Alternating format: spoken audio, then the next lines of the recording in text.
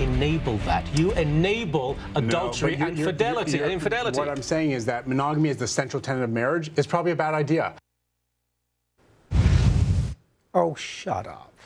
Just admit you've made a lot of money out of a website that allows people to commit adultery and betray their husbands and wives. It's awful, but that's what you've done. Don't try and justify and wrap in hypocrisy and pretend ersatz morality.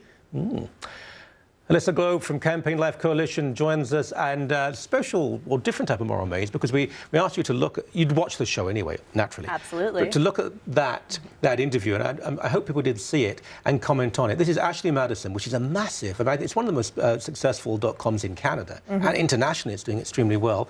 And it, I think, encourages, certainly enables adultery. And he said, actually, there's a great moral imperative behind it.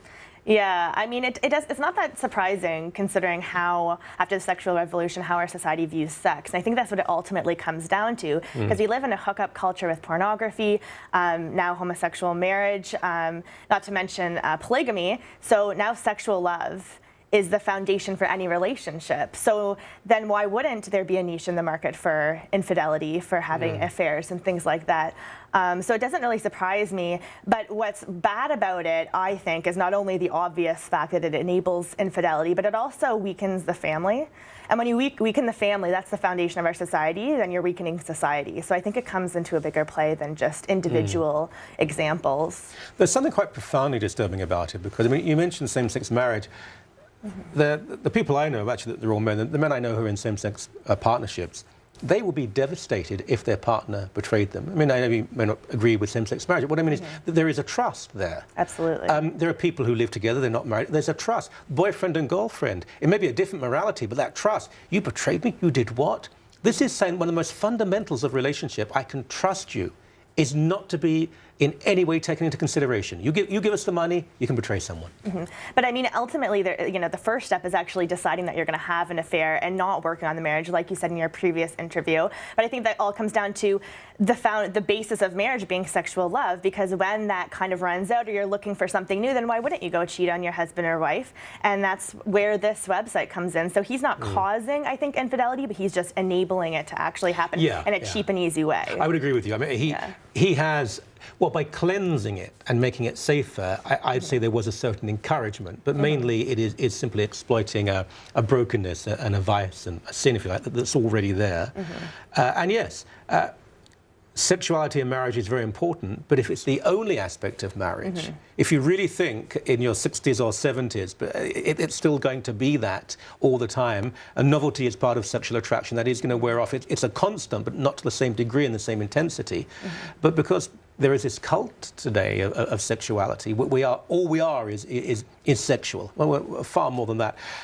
Which leads us to, and this wasn't my interview, but this is good, sugar daddy. What? I had no idea what a sugar daddy. I thought it was a form of confectionery. Let's see a clip, please. Instead of feeling powerless, attractive women are improving their financial situation by dating successful men. On SeekingArrangement.com, over 1 million women have discovered that beauty is an asset that can transcend any fiscal cliff. In fact, on Seeking Arrangement, the average man is 39, college educated, and spends over $3,000 a month pampering the woman he is dating. Why date regular guys when it's more fun and rewarding to be with generous men instead? Yeah, and I believe everything they say. Could well be that the average guy is probably in his 60s and he's not very attractive and not very bright, but boy, is he rich. This is prostitution. This is saying, what it's saying is, you can have sex with me if you give me enough money. Exactly, and I mean, what's scary is that it is advertised to college-age, university-age women, and now with who need money, and now with grade 13 being taken away, women are going to university at a very young age, sometimes as early as 17. So it could even be underage girls doing this because they have no money. Even if they're not underage, if it's legal. Yeah. This is. People can be tempted. I hate the idea of this. I would never do it. But if you say, well, hey, look at the money you could make. You could work all summer really hard, and you could, in a week, you will make twice that much, and people give in to temptation. Once again, it's people making lots of money by saying, I will make sure that you do fall into temptation. Yeah, and apparently it's very strong at the University of Windsor for some reason. I guess. That's what it said in the article. So, but what else do you do in Windsor, for goodness sake?